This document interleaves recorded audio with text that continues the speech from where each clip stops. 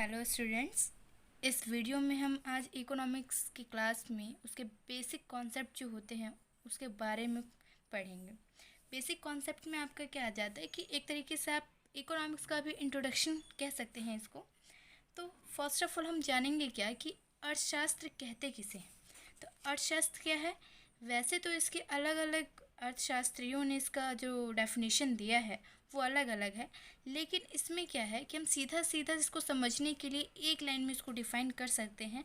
और वो क्या है कि अर्थशास्त्र आपका क्या है? आर्थिक समस्याओं का अध्ययन।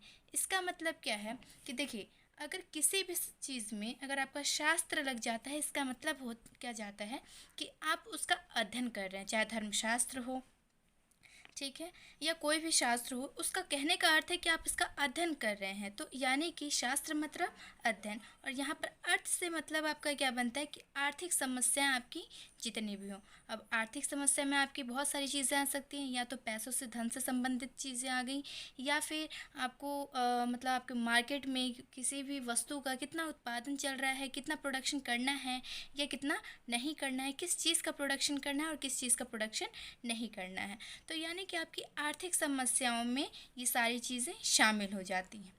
दूसरे साथ ही क्या होता है कि बहुत सारे लोग कंफ्यूज हो जाते हैं क्या कि अर्थशास्त्र और अर्थव्यवस्था में क्या डिफरेंस है। अर्थव्यवस्था में क्या डिफरेंस है? तो सिंपल से इसमें कोई ज़्यादा डिफरेंस नहीं होता है। सिंपल क्या है कि अर्थशास्त्र का मतलब है कि आप जो है आर्थिक समस्याओं का अध्ययन कर रहे हैं, लेकिन अर्थव्यवस्था जो है वो क्या हो जाता है कि अर्थव्यवस्था में आप सिर्फ अपनी क्या है, अपनी जीविका चलाने के लिए आप अर्थव्यवस्था में कौन सा कार्य कर रहे हैं अपनी जीविका यापन के लिए, उस कार्य को इसमें शामिल कर लिया जाता है। सिंपल। चलिए, तो आपका यहाँ तक क्लियर हो गया होगा। सेकंड आपका आता है क्या कि ये वीडियो जो है बेसिकली बिहार बोर्ड पे बेस्ड है।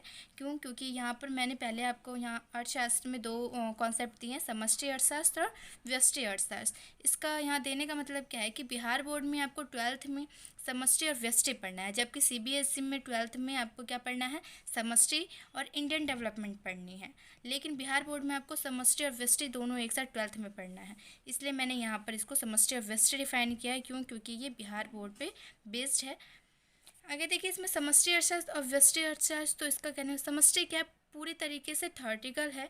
वैसे इसमें न्यूमेरिकल हैं, नेशनल इनकम है, बट फिर भी ये ज़्यादातर थ्योरेटिकल है, तो इसको पढ़ना आप खुद से भी इजीली पढ़ सकते हैं। लेकिन व्यष्टि में क्या है, हमें जितने भी क्वेश्चंस आपके पूछे जाते हैं वो डायग्राम बेस्ड होते हैं। तो इसलिए क्या होता है कि कुछ बच्चे जो हैं व्यष्टि अर्थशास्त्र को बाद में पढ़ना ज़्यादा बेटर समझते हैं, बिकॉज ये क्या होता है, डायग्राम बेस्ड होता है, तो इसको बाद में याद रखना ज़्यादा अच्छा रहता है। Thank you.